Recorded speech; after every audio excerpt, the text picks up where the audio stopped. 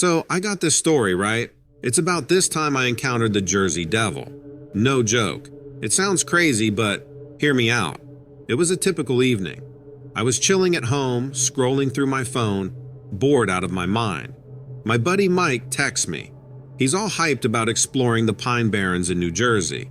You know, that place is famous for all sorts of weird stories and legends. I'm like, sure, why not? I needed something to break the monotony. We drive down there a couple of hours just shooting the breeze. The Pine Barrens, it's this huge forest. Dark, dense, and kinda eerie. We parked the car near this trail Mike heard about. He's got this whole plan, saying how we might see some foxes or deer. But deep down, we're both thinking about the Jersey Devil. That's the real reason we're here. So, we're walking, and it's getting dark. The trees are like these looming shadows all around us. We've got our flashlights, but they don't do much. Every sound seems amplified. A branch snaps, we jump. It's kind of funny in retrospect. We're a couple of hours in, and I'm starting to think this was a dumb idea. It's pitch black, we're in the middle of nowhere, and my phone's barely got any signal. Classic horror movie setup. Mike's trying to keep the mood light, cracking jokes. But I can tell he's a bit on edge too. Then it happens. We hear this sound. It's this high-pitched, blood-curdling scream. We freeze. Mike whispers, "What the heck was that?" I have no clue. We shine our lights around, but there's nothing. Just trees and darkness. We start moving again, faster now, almost jogging. The sound comes again, closer this time. It's like nothing on this earth. My heart's pounding so hard I can barely think. Mike grabs my arm, points. Up ahead, in the flashlight beam, there's this figure. It's hard to see clearly, but it looks humanoid, yet not human. Wings, maybe? It's too quick to tell. This thing, whatever it is, stands at the edge of our flashlight beam, kind of hunched over, like it's sizing us up. It's got this weird, lanky body, and for a second it looks like it's covered in this dark, matted fur. Or who knows, really. It's all just a total blur. Mike nudges me, whispers, "Is that it? The Jersey Devil?" I wish I knew. My brain's screaming that it's just a story, a legend. But standing there in the middle of the Pine Barrens, it feels way too real. Then, the thing moves. It's not walking. It's more like a lurch. Each movement seems unnatural, like it's not used to being on the ground. The way it moves sends me into a tailspin. It's silent, eerily silent. I can't even hear it breathing. We're both too scared to move, too scared to even breathe loudly. The creature, or whatever it is, tilts its head, like it's curious. That's when I notice its eyes. They're reflecting the light from our flashlights, glowing in a way that's not normal. Animal eyes glow in the dark, sure, but this was different. These eyes had a calculating look. Mike's gripping my arm so hard it hurts. I want to tell him to run, but I can't make my voice work. We're just frozen there, staring at this thing as it stares back at us. Then, just as suddenly as it appeared, it spreads what I now clearly see are wings. Huge wings. They unfurl with this soft, whooshing sound. And for a split second it looks majestic, almost beautiful in a terrifying kind of way. And then it leaps into the air. The sight of it flying, it's so surreal, like something out of a nightmare. We hear those wings flapping, powerful and fast, and we can feel the air pressure change as they beat above us. And then it's gone, disappearing into the night sky. The sound fades and everything goes quiet. That's when we bolt. We're stumbling through the dark, tripping over roots and branches. We're not talking, not even looking back. All I can think about is getting out of there, getting away from whatever that was. When we finally see the car, it's like seeing a rescue ship. We know we're going to be safe, just have to get there. We dive in, lock the doors, and I just drive. We don't even put on our seatbelts, just drive as fast as the car will go. The drive back is silent at first. We're both processing, trying to make sense of what we saw. Mike finally says, "Did we really just see that?" I don't answer. I don't know what to say. Part of me wants to believe it was all in our heads, a trick of light and shadow. But another part, a deeper part, knows it was real. For days after, I can't shake the feeling of those glowing eyes watching me. I see them in my dreams, hear the sound of those wings. Mike keeps talking about going back, about proving what we saw. But me? I don't need any more proof. Some things you just can't explain, and maybe that's okay. That's my story about the Jersey Devil. Believe it or not, that's up to you. But out there, in the Pine Barrens, something's lurking, and I've seen it with my own eyes.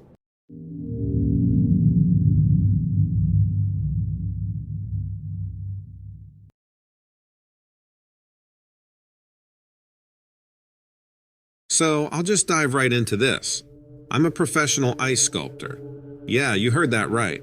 I carve sculptures out of blocks of ice for events, parties, you name it. It's a job that not everyone can say they do. I've worked everywhere from high-end New York galleries to private events in Los Angeles.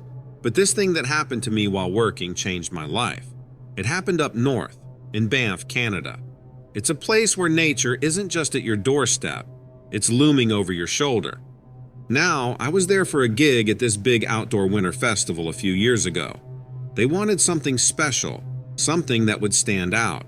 So they flew me in to carve a life-sized figure of a legendary First Nations creature right there in the open, using a block of ice from the lake. The setting was picturesque, with the forest blanketed in snow. The festival was in full swing, and I was in my zone, chiseling away, lost in the rhythm of my craft, when the sun began to dip below the horizon, and the cold really started to bite. The crowds thinned, heading to warm up, but I had to finish the sculpture. That's when things got weird. The surroundings got quiet, like eerily quiet. No animal sounds, no wind, just silence. I'm used to the cold, but this felt like the air was being sucked out of the place. I should have taken that as a sign to pack up, but at that point I wasn't thinking this was bad, just weird. So I paused a bit to keep my head clear, and that's when I heard it, the cracking of branches. Or, should I say, the loud snapping of tree branches, like that loud popping noise that huge limbs can make. Also, it was deliberate and heavy. Before turning on my chainsaw again, I looked around the perimeter of where I was working, and that's when I saw it. Between the trees, there was this figure, tall and thin, impossibly thin, with arms that were too long, dangling by its sides. Its eyes were like this glowing, haunting red, and they were locked onto me. Now, I've heard stories, legends of this spirit of the lonely places, a creature where the cold and the hunger that never ends. I always thought it was just that stories, but there it was, and it looked hungry. Don't ask me how I knew, but I knew. It took a step forward, and every instinct in my body screamed to run, but I couldn't. And what I now know as a Wendigo tilted its head, almost curious, and then let out a sound that I can only describe as a howl mixed with a scream. It was a call that seemed to pierce right through me. I even checked my ice sculpture thinking it could have cracked. That's the pitch I'm talking about here. I was rooted to the spot as if the ice beneath my feet had crept up and claimed me, holding me captive. My breaths came out in quick puffs, the only sound in the deafening silence that had fallen over the forest. The Wendigo, because what else could it have been, cocked its head to the side, considering me with those burning red eyes. In that moment, I was sure it was the end for me. I was no stranger to the cold, but the chill that came off this thing was different. It wasn't just physical, it was existential. I thought about yelling for help, but my work area was off at the edge of the festival, and a good distance away. Who would hear me? No, I was alone with this creature. Then it did something I didn't expect. It spoke. Or at least it made sounds that resembled speech, a garbled, distorted version of language. I couldn't understand the words, if they were words, but the intent behind them felt clear. It was a warning. I guess all the hissing that came with that garbled sounds is what made me know it was a warning. The creature took another step, close enough now that I could see the details of its emaciated form. The way its skin seemed to be stretched over its bones. The ragged remnants of what might have been skin hanging from its frame. It was a complete sign of starvation, of insatiable hunger and relentless cold. I don't know what compelled me. Maybe it was the absurdity of the situation, but I found my voice. "What do you want?" I managed to yell, my voice sounding foreign to my own ears.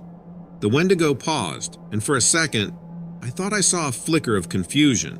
Or was it amusement in its eyes? Obviously, it didn't answer, at least not in a way I could understand. Instead, it reached out a hand towards me, fingers elongated and ending in what could only be claws. That was the jolt I needed. The paralysis broke and I ran. I ran with a speed I didn't know I had, my breaths coming in ragged gasps. My only thought to get away from that thing. I didn't look back. I couldn't. The fear that it might be right behind me, reaching out to grab me, was too much. I burst out of the tree line into the festival grounds, gasping for air, looking like a madman. The last few people there turned to look at me, concern and confusion on their faces. I must have looked a sight, with my wide eyes and my equipment clutched to my chest, as if it could protect me. I didn't stop to explain. I made my way to the organizer's tent, threw down my tools, and told them I was done. They tried to ask me what had happened, but I couldn't form the words. I just shook my head, grabbed my stuff, and left. I knew I wouldn't be able to explain it, not in a way that would make sense, not in a way that wouldn't have them questioning my sanity. I left the sculpture unfinished, a block of ice with only the rough shape of the creature I'd been hired to carve. In a way, it felt fitting. The real creature, the Wendigo, was out there, unchained and unfathomable, and no amount of art could capture the essence of that encounter. I haven't been back to the festival since then, not that year or any year since. Also, I find myself looking over my shoulder, wondering if what I saw will ever come for me again. I know it's a crazy thought since I haven't been back to that area, but I can be triggered anywhere. That's what really stinks about all of this. I'm just having a hard time getting past it and hoping that sharing here might help.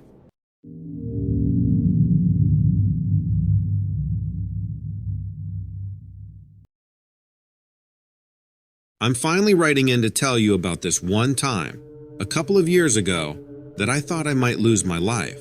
It was a warm night in August with a full moon, and I was out driving with my windows down through the countryside in Kentucky, right around the land between the lakes. For me, there is something about driving on Kentucky's back roads after dark that's just peaceful. The only sounds are the quiet hum of the car's engine, and the soft light from the dashboard keeping you company. The monotony of the sound is relaxing for me when I can't sleep. So there I was, alone on the road, except maybe for the occasional animal showing its face in my headlights. Now, the moonlit scenery in this part of Kentucky is gorgeous, but let me tell you, it's got this spooky vibe too. We're talking about stretches and stretches of isolated woods, the sort of place that might make you think twice about stopping after dark, or maybe even during the day. So I'm driving, and suddenly, there's this low, strange growling noise that cuts through the quiet. At first, I'm thinking it's the car. Maybe I'm driving over some rough patch, and the tires are complaining. But no, this sound was coming from outside of the car. I slow down a bit, and then this smell hits me, and it's nasty like something's rotting, but way stronger, like it's been concentrated by the night air or something. You might think it's a dead animal or some trash someone chucked out their window. But this was not just your regular kind of decay. It was off, kind of sinister, unusual enough that you knew something wasn't right about it. And while I was trying to figure out what could possibly make that kind of smell, that growl got louder, turning into this howl that went right through me. My hand went to the door lock and the window button without thinking, and I made sure I was locked inside. Not like it would really do much good if someone wanted to smash the window. I'm trying to stay focused on the road, trying to keep it together, but that smell's just getting stronger, and I'm pretty sure it's seeping into the car. I start coughing. It's that bad, and it feels like it's getting closer. I'm honestly now thinking that I hit an animal like a skunk or something, and it's stuck in the wheel well. I decide to pull over, figuring if there's an animal in there, I'll get it out and get some air.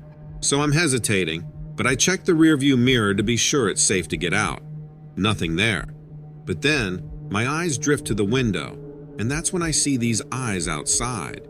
They're glowing, 2 yellow spots in the dark, staring in from the tree line.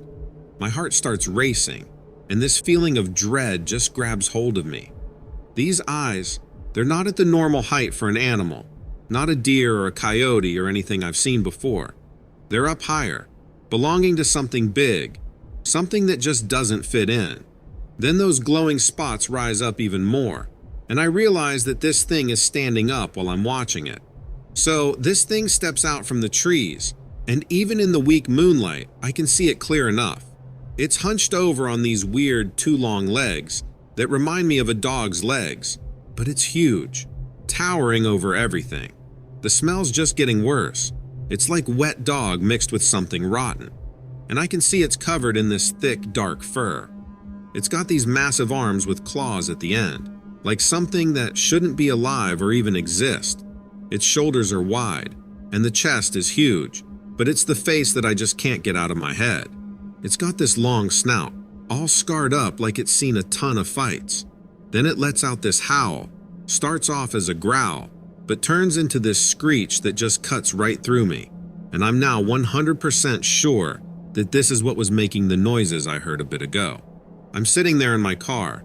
Every part of me is screaming to get out, but I can't move. I'm just locked inside and feeling trapped. But the thing, it doesn't seem to care about me at first. It's busy with something in its claws, just tearing into it. But then it stops, like it's been startled, and looks straight up into the sky. It then sniffs the air and turns its head towards me, and those yellow eyes fix right on me and my car. We're just there, staring at each other, and I can hear my own heartbeat over everything. But then, just as fast as it showed up, the thing darts back into the woods, and I'm left there, sitting with the car still running, trying to make sense of what I'd seen. After a bit, though, all the thinking just gets pushed out by this urgent need to get out of there, like my brain's flipped a switch to survival mode. I take this big breath, slam the gas pedal, and just drive like crazy into the night. The whole way, my mind is racing, replaying that scene over and over. Once I'm back and can think straight, I start looking up all these stories about creatures, cryptids they call them. Not because I want to, really, but because I need to understand what I saw. And I find out there's all these sightings of something they call a dog man all over the place, not just Kentucky. Reading those stories, they felt too real, too much like what I saw. But at the same time, I found it strangely comforting to put a name to the creature. And the thing is, even though it scared the hell out of me, I still find myself driving on those same roads every so often. There's this weird thing, like fear mixed with a kind of pull towards whatever it is out there. I can't quite explain it.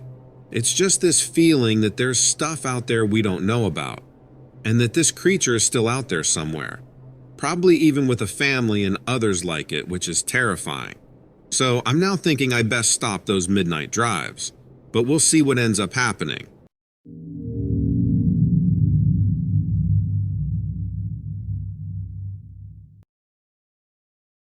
Where I live, there is this old abandoned warehouse on the outskirts of town. Oh yeah, and for context, I live outside of San Antonio, Texas. It's late evening, the kind of time when the sun is set, but it's not completely dark yet, and you're surrounded by shades of blues and blacks. I've gone out to the old warehouse because I've heard rumors about strange sightings in the area, and being a bit of a thrill seeker, I couldn't resist the chance to check it out for myself. I'd been planning it for a while. I remember it was a Thursday, around 7 p.m. I told myself I was just going for a quick look. The warehouse was known for its creepy, dilapidated state, a perfect spot for urban explorers, and those looking for a bit of a scare. I've always been drawn to such places. There's something about the silence and the history that speaks to me. The moment I stepped inside, I felt I had made a mistake. A creepy feeling instantly came over me, which surprised me, but I didn't stop. My flashlight was on, but it barely cut through the darkness. The place was huge, with shadows from all the abandoned crap left behind, seemed to stretch on forever. The walls were covered in graffiti, and the floor was littered with debris. It was exactly what you'd expect from an abandoned warehouse. I was wandering through the main floor, taking in the eerie atmosphere, when I heard it, a soft, skittering sound, like mice, but more intense. At first, I thought it was just a rat or something, but it didn't sound quite right. It was too rhythmic, too deliberate. I froze, shining my flashlight towards the direction of the sound. As the light cut through the darkness, it landed on something that made my blood run cold. There, in the beam of my flashlight, was a creature unlike anything I'd ever seen. It was crouched low to the ground, its body elongated and covered in what looked like slick, wet skin. The most unsettling part was its face, or lack thereof. Where you'd expect eyes, a nose, or a mouth, there was nothing but a smooth, featureless surface. It was like looking at a living, breathing void. It was hunched over, its skin a sickly pale color, almost translucent. It moved in a way that was unnatural, like its limbs didn't quite fit its body. The way it crawled along the floor was, well, it was unsettling. I couldn't move. My mind was racing, trying to make sense of what I was seeing. This was no human, and it certainly wasn't any animal I knew of. The creature stopped, and for a moment it felt like it was looking right at me, even though I couldn't make out any eyes. Panic set in. I knew I had to get out of there, but my legs wouldn't cooperate. It was like I was trapped in one of those nightmares where you can't run no matter how hard you try, like sleep paralysis. Then the creature moved. It was quick, almost a blur. In that split second, every instinct I had screamed at me to run, my feet were refusing to obey. The creature's movements were jerky, like a badly animated character in a horror film. It darted from one shadow to another, its form barely discernible in the dim light. I remember my breath catching in my throat, my heart pounding so loudly I was sure it would burst. The fear was paralyzing, but it was also exhilarating in a way. I was witnessing something incredible, something beyond my understanding.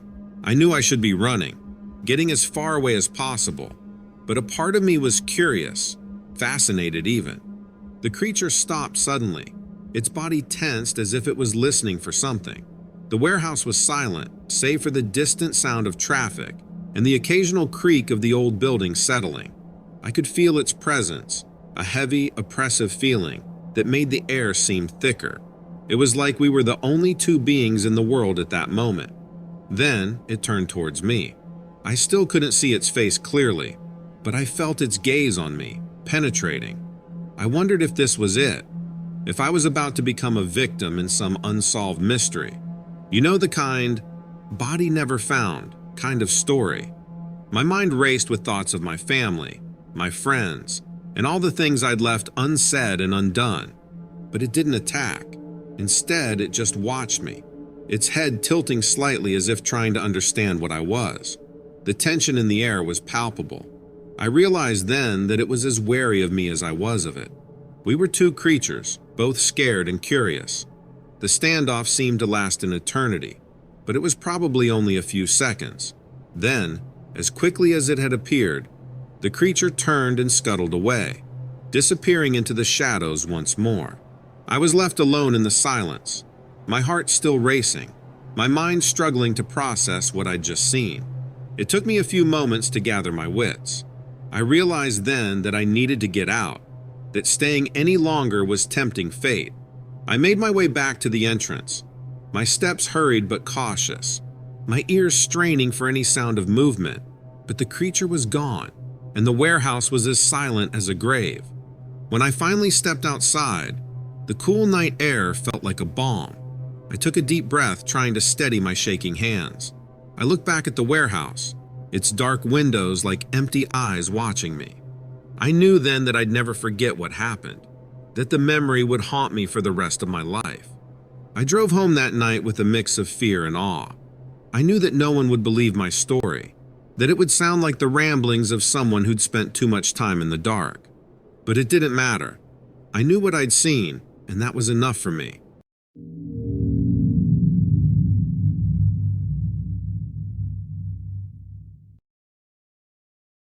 I've always felt drawn to the mystery and intrigue of the Sonoran Desert.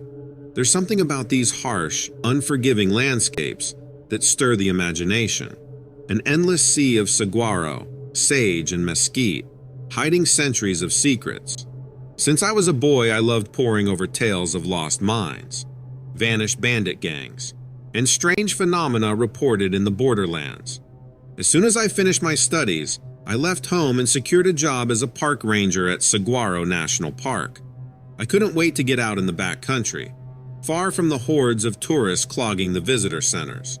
Don't get me wrong, interpreting the desert ecology for families is rewarding, but my passion lies in exploration, charting new miles of trails, finding petroglyphs untouched by modern archaeologists, scanning remote wildlife cameras for rare species. The pay isn't glamorous. Most consider it a lonely existence. But this is the life I was meant for. Over my decades stationed at the park, I've investigated my share of odd incidents. Border crossers, stranded hikers, smugglers using the park to traffic their wares. But nothing could prepare me for the encounter I had several weeks ago.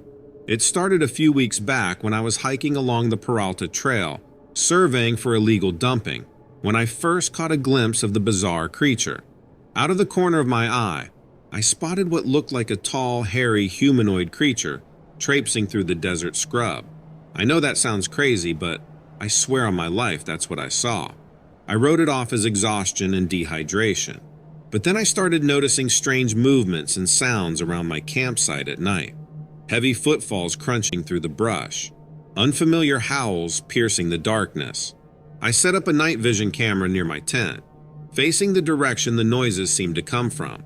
And wouldn't you know it, after a few nights I checked the footage and saw a hulking bipedal beast lurking just outside my sight.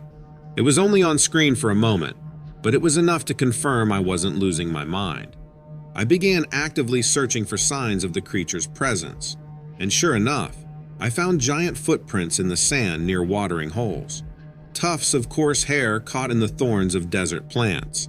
I even found a few small bones I couldn't identify buried in the dirt. One moonless night I gathered my courage and hiked back to the area I last spotted the thing. I crouched silently in the shadows for hours until I heard the heavy footfalls approaching. As my eyes adjusted, I could just make out the silhouette of a massive, barrel-chested beast prowling on all fours. It stopped and stood up on two legs, well over 7 feet tall. That's when I snapped a photo, and the flash gave me away. It turned and bounded off into the darkness with unbelievable speed and agility. I still have so many questions. What is this creature? Where did it come from? Why does it stay hidden in the remotest corners of the desert? I may never know the answers, but I know in my gut this is real. At first I was too scared to tell a soul, worried I might lose my position if the higher-ups thought I was crazy. But secrets don't keep long in a small park office. Pretty soon my colleagues caught me muttering over the surreal footage I captured. Reluctantly I showed them, bracing for ridicule. But most were intrigued rather than skeptical. Turns out many of the old-timers have stories of their own. Strange howls echoing through remote valleys on new moons. Odd arrangements of stones and feathers found deep in slot canyons. Hikers feeling watched, suddenly overwhelmed by the feeling of not being alone out there. I contacted a zoologist at the University of Arizona, an expert on Sonoran desert wildlife. He was stunned by the images of this gangly reddish-brown humanoid, loping through the frame on all fours. He refused to render an opinion without more evidence, but agreed to accompany me on an expedition to locate further proof. He and I started taking frequent treks into the remote backcountry, tracking down any clues. It didn't take long before we started noticing signs of something very large and dangerous roaming the high rocky plateaus. We located several stands of scrub oak and mesquite that had deep gashes scraped into their trunks, nearly 7 feet off the ground. The bark was shredded in spots all the way to the wood beneath. These didn't seem like the kind of scratches a bear or mountain lion would leave. They appeared more akin to territorial markings. On a few cliffsides, we discovered massive piles of excrement absolutely littered with animal fur, fragments of bone, claws, and hooves. Some type of predator must be dragging its prey back to these caves for shelter and sustenance. I collected samples, but lab tests were unable to pinpoint any known native species as the likely culprit. Most chilling were the tufts of wiry reddish-brown hair we located snagged on the spiny thorns blanketing the area. This hair didn't seem to match that of a coyote, bobcat, or any animal I'd expect to reside in the Sonoran. It appeared eerily similar to the gangly fur I spotted on the creature I saw. I bagged several samples to share with veterinary analysts. Throughout all these excursions, we kept vigilant watch for direct sightings, but the crafty beast somehow managed to avoid being spotted. It seemed only active in the dim hours of twilight through early dawn. As much as we pushed to stay out from dusk till daybreak, exhaustion inevitably forced us to concede the nights. The creature itself remained elusive in the daytime hours, but we are marking its territory everywhere it traveled in the park. I can't deny I've grown a bit obsessed.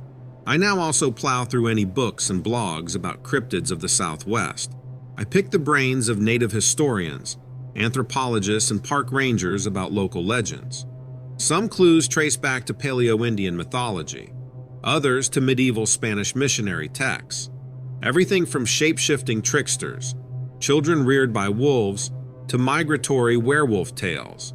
The most I can conclude is that for centuries there have been sightings out here of something more than animal, yet clearly not human. Its nature and origin remains clouded in mystery, but I aim to be the one who finally drags this desert dweller into the light of understanding. Cryptozoology may scoff, but I know what I saw, and one way or another I intend to uncover the reality behind this phantom of the Sonora.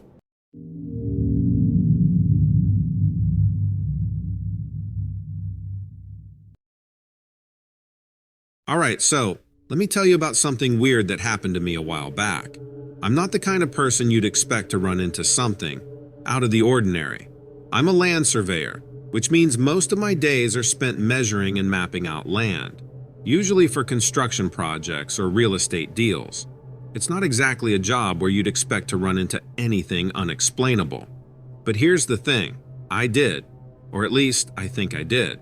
This happened up in northern Minnesota, near the Boundary Waters Canoe area wilderness. It's a massive expanse of forest and water, super remote and mostly untouched. I was out there for a job, doing some preliminary surveys for a potential development project. Yeah, I know development near such a pristine area doesn't sound great, but that's a story for another time. And just so you know, the development never did go through. So I'm out there with my equipment, trekking through the dense forest, making my way to a specific plot of land. I remember it was a clear day, late in the afternoon. I had just finished up some measurements and was about to call it a day when I heard this sound. It's hard to describe. It wasn't like anything natural, not an animal, not the wind. It was this kind of pulsating hum, almost like a generator, but smoother. Out there it was such a strange sound that I decided to check it out. I followed the sound, moving away from my designated survey area.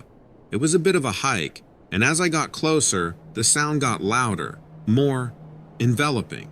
It's weird, but it almost felt like the sound was inside my head, vibrating through me. Then I saw it. In a clearing ahead, there was this craft. It was metallic and sort of disc-shaped, but not like the classic flying saucer you see in movies. It had these intricate patterns on its surface, glowing with a soft blue light. The craft was just hovering there, a few feet off the ground, completely silent except for that strange hum. I stood there for what felt like an eternity, just watching. I wasn't scared, not exactly, more like mesmerized. Then, the side of the craft opened up, and that's when I saw them. Beings, I guess you'd call them. They were tall, with elongated limbs and large, dark eyes that seemed to absorb the light around them. Their skin, if you could call it that, was a pale, almost translucent color, and it shimmered slightly, like looking at a bubble in the sunlight.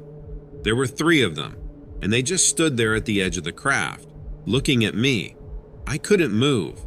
It was like my body had decided this was above its pay grade, and just shut down. I'm thinking I'm either about to get beamed up to who knows where, or I've officially lost it. I mean, what else do you think when you're staring down a trio of alien beings with skin like moonlight? But here's the kicker. They didn't do anything. They just stood there watching me. It was like we were both trying to figure each other out. I remember noticing how their heads tilted slightly, almost like a curious animal.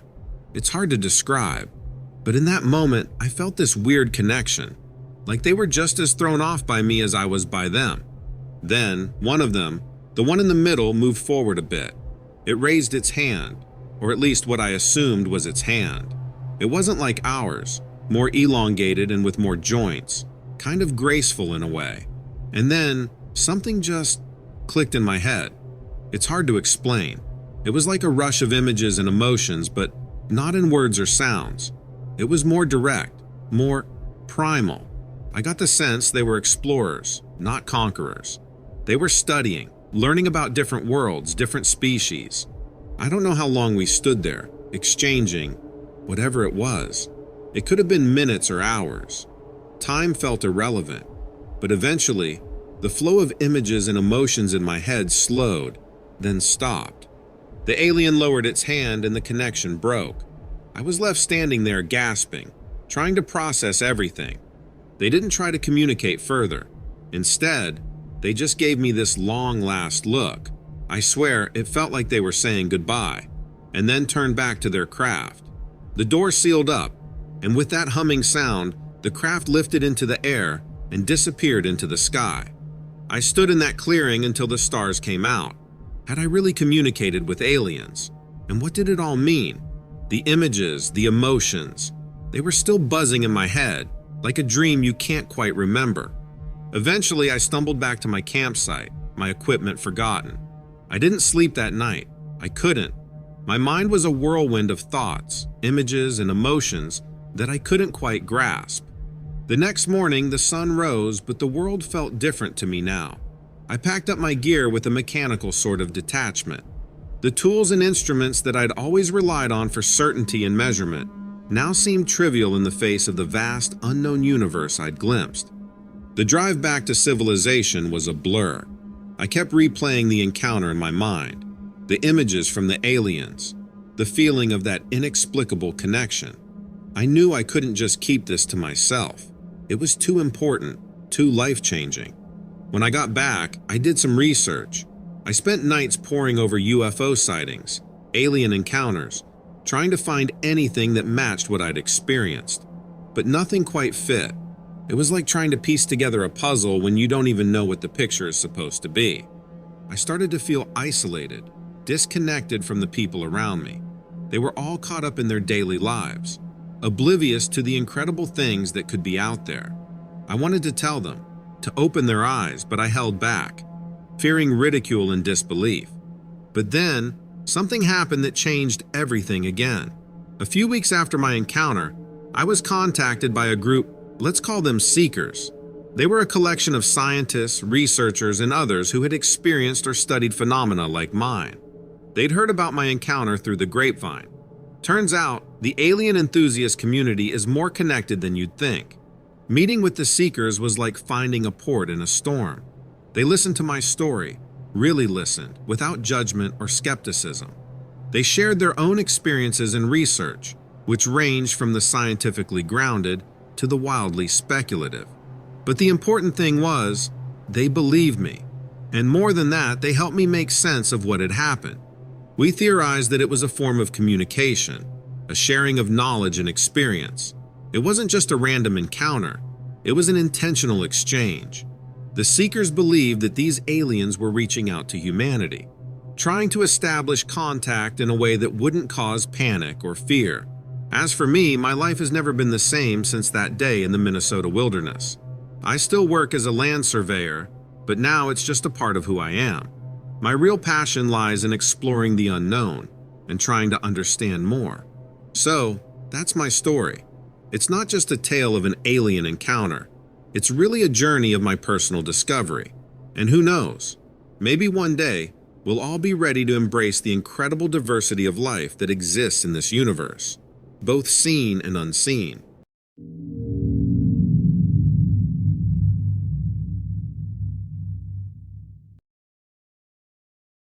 Alright, so let me tell you about this one time I ran into something.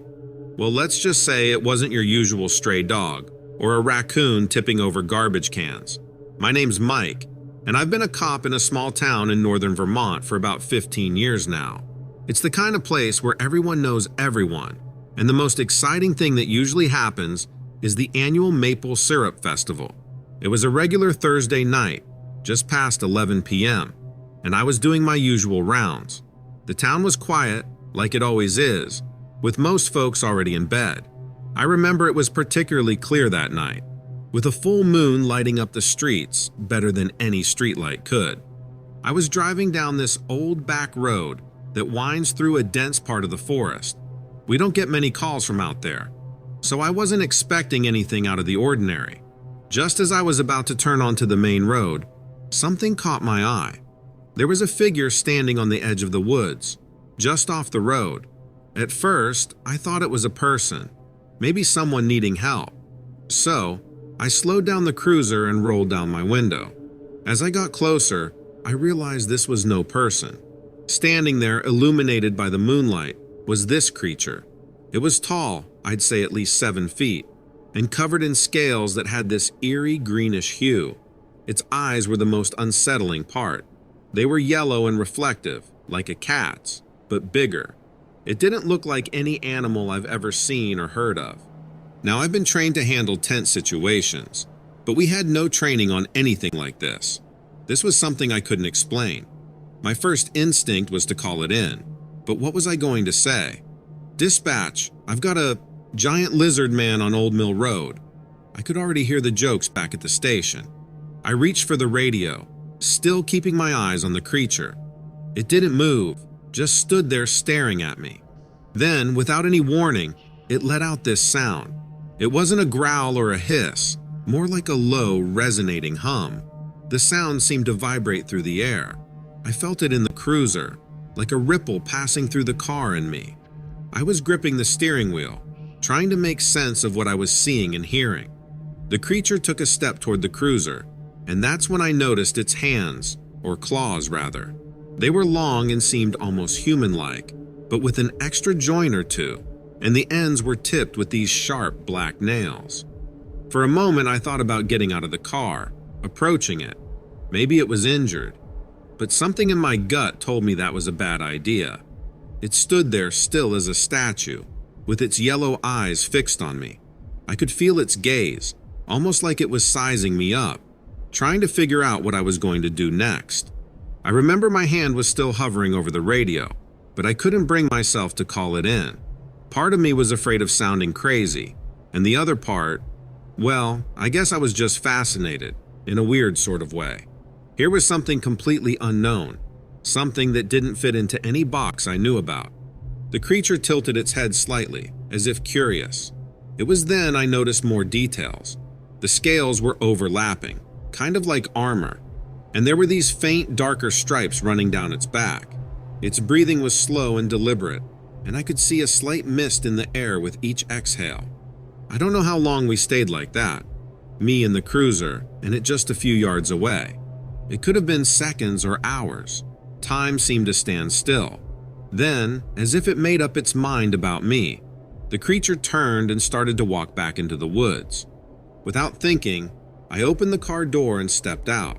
I know, not the smartest move, but I was driven by this need to understand, to see more. The creature stopped and looked back at me, its eyes reflecting the moonlight. It felt like a silent acknowledgement. I followed it into the woods, keeping a safe distance.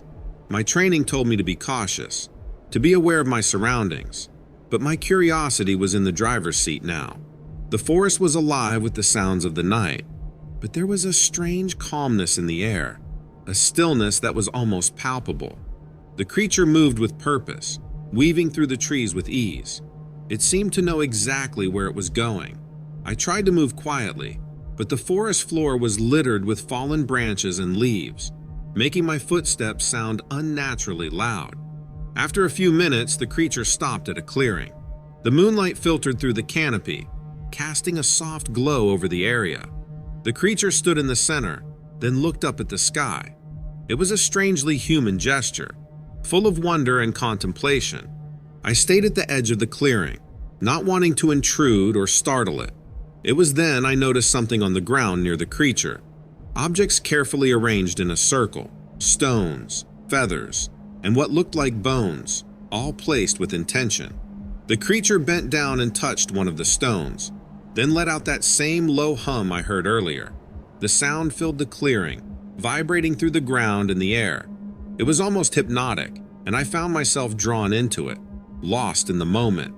Just as quickly as it started, the hum stopped and the creature stood up. It gave one last look around the clearing, then at me, and without a sound, disappeared into the forest. I was left standing there, in the middle of the clearing, surrounded by the moonlit night and the strange circle of objects. It felt like waking up from a dream, a surreal and unexplainable experience. As I made my way back through the woods, the eerie feeling lingered, a mix of awe and confusion. The night was still, the only sounds being my footsteps and the occasional call of a distant owl. The moon was high in the sky, casting a silver glow over everything, making the forest seem like a different world. I reached the cruiser, my mind still processing what had just happened. I sat in the driver's seat for a while, not starting the car, just sitting there in the silence. I knew what I saw wasn't something that could be easily explained or understood. It was beyond the scope of my training as a cop, not to mention beyond the boundaries of what's considered normal. Eventually, I started the cruiser and began the drive back to the station. The roads were empty, and the town was asleep. It felt like I was the only one awake in the world, the only one who knew what was out there. Back at the station, I parked the cruiser and sat there for a moment. I knew I had to make a decision. Do I report what I saw, risking disbelief and ridicule? Or do I keep it to myself, a secret guarded closely? After a long internal debate, I decided to keep it to myself. I didn't have any evidence, just my word, and I knew how these things went. People would think I was overworked or imagining things. The next few days were a blur of routine patrols and paperwork, but my mind was elsewhere, replaying the encounter over and over.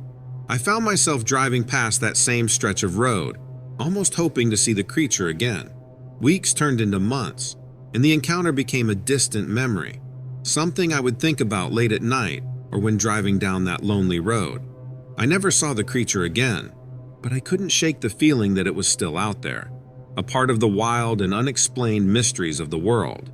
And that's where my story ends, a strange encounter on a quiet night that left me with more questions than answers, a glimpse into a world that exists alongside ours, unseen and unknown.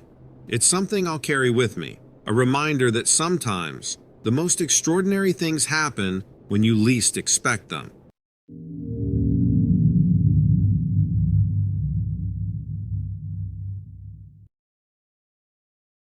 I've been a park ranger at Yosemite National Park for the better part of a decade.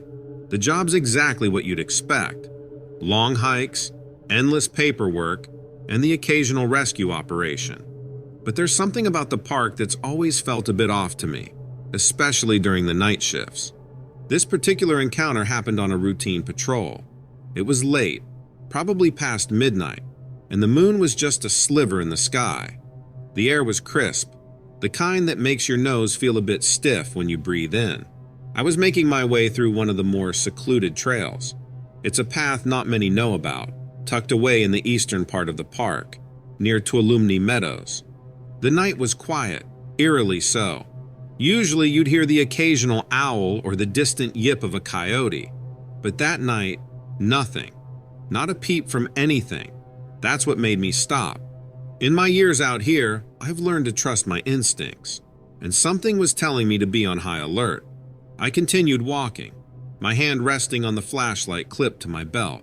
The beam cut through the darkness, casting long shadows between the trees.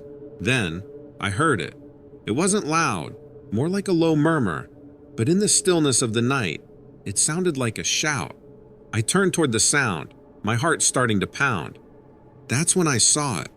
Standing a few yards away was a figure. At first glance, it looked like a large dog, but as I shone my flashlight on it, the details became clearer, and it was like nothing I'd ever seen before. It stood on two legs, its body covered in thick, dark fur. The head was the most startling part. It was canine, with pointed ears and a long snout, but the eyes, they were human, intelligent, and they were staring right at me. I stood there staring back at it. My mind was racing, trying to make sense of what I was seeing. It wasn't aggressive, just standing there, watching me with an almost curious gaze. I've heard stories from the old-timers about strange creatures in the woods, but I always took them as just that, stories. But here I was, face to face with something that defied explanation. I stood there, my heart pounding in my ears. The creature's eyes held mine, and in that gaze, I felt a connection, an understanding that was both terrifying and profound. It was as if it knew me, could see right through me. Its eyes weren't just human-like. They were expressive, conveying a depth of intelligence that no animal should possess. I noticed then that it wasn't just standing there. It seemed to be communicating something. Its head tilted slightly, as if it was curious or puzzled by my presence. This wasn't a mindless beast. It had awareness, a sense of its own existence. The realization hit me hard. We weren't just two beings in the forest. We were two conscious entities, observing each other.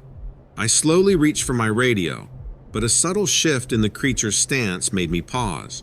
It was a clear sign, a non-verbal communication that said, "Don't."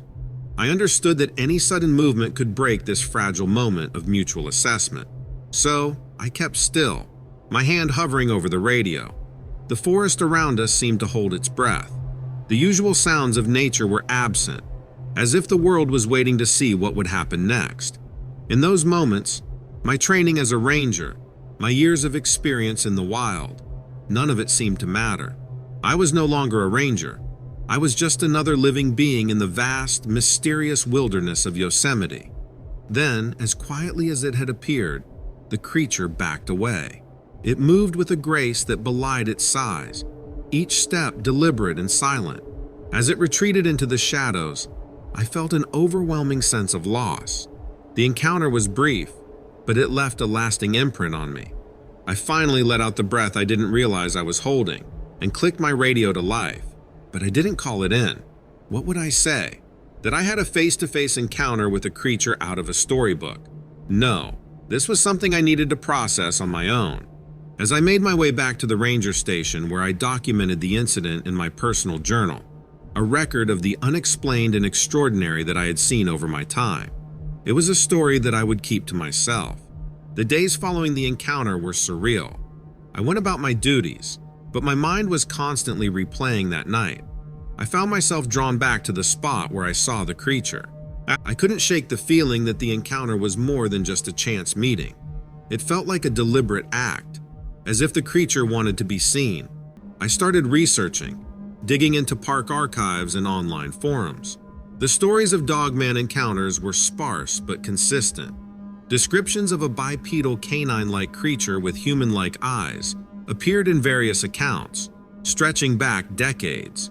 But none of them were in Yosemite. This was new, or at least unreported. My curiosity turned into an obsession. I spent my nights patrolling areas where I thought the creature might appear again. I talked to other rangers, casually bringing up the topic of strange sightings or experiences in the park, but no one had anything to add. Then, about 2 weeks after the first encounter, it happened again. I was on a late patrol, in a different part of the park, near the base of El Capitan. The area is known for its challenging climbing routes and stunning views. That night, the moon was fuller, casting a pale light over the granite cliffs. I was walking along a narrow path, my flashlight sweeping the ground in front of me, when I heard a sound. It wasn't loud, more like a shuffling of feet on leaves. I turned and there it was, standing at the edge of the trees. It was closer this time, close enough that I could see details I missed before. Its fur was a deep brown, matted in places. Its eyes, those human-like eyes, watched me with what I can only describe as curiosity. We stood there, looking at each other, neither of us moving. I felt a sense of calm this time, a strange sense of familiarity. It was as if the creature recognized me, and I it.